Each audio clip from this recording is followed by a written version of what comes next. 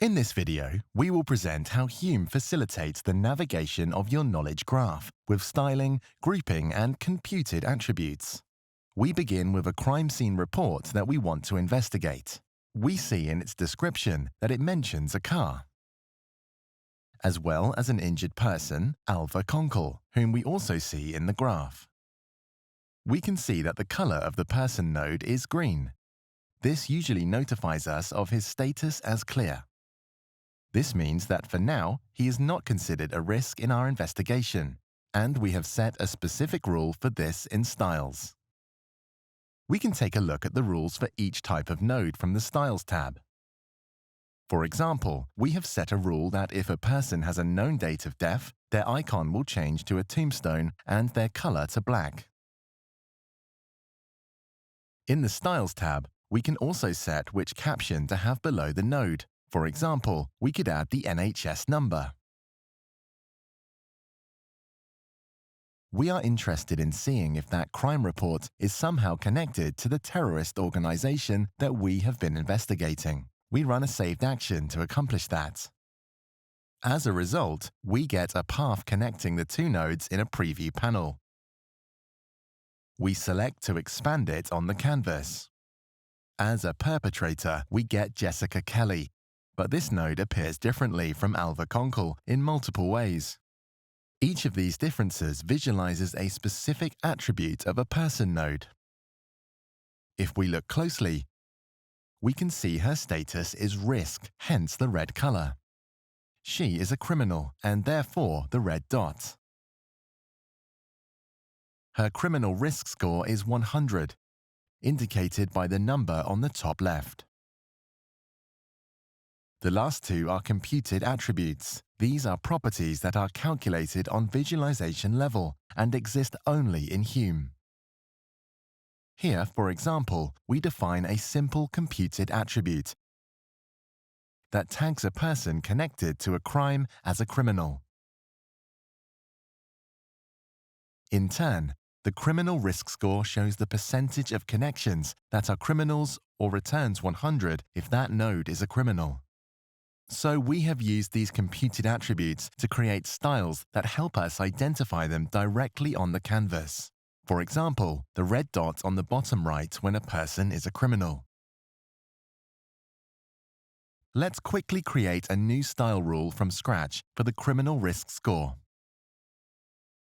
We see that we have four options to affect the icon or color of the node, or size of it,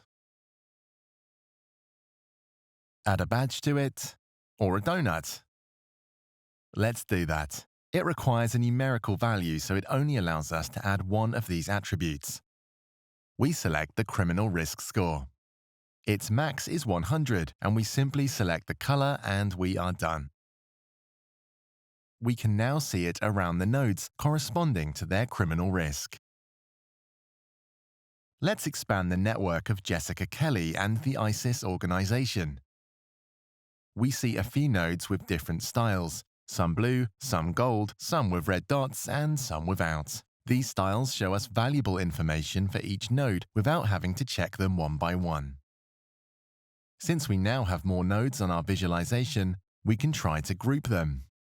We have already created a couple of grouping strategies. We can select to enable one of them, for example, and group them based on their status, or combine them, also grouping them based on whether they have a risk score under 33. We can take a look at one of these grouping rules. Here, for example, we group based on their status attribute.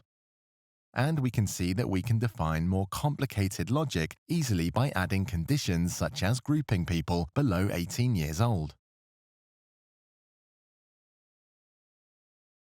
All the styles and computed attributes of nodes on the canvas are updated with any changes that may happen.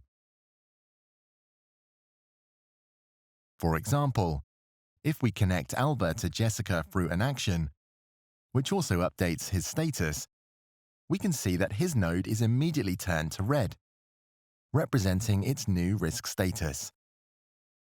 Relationships, of course, can also have unique styles, such as the one created from our hypothesis link action, for example, between Alva and a crime. Once created, we can see it in a different blue and dashed line. In general, we can affect the style of a relationship by changing its width, its line style, adding a badge to it, or changing its color.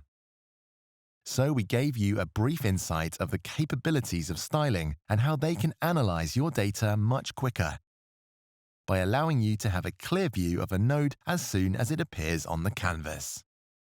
Thank you for watching. If you found this video insightful, why not take a look at hume.graphaware.com to learn more about the power of graphs and Hume.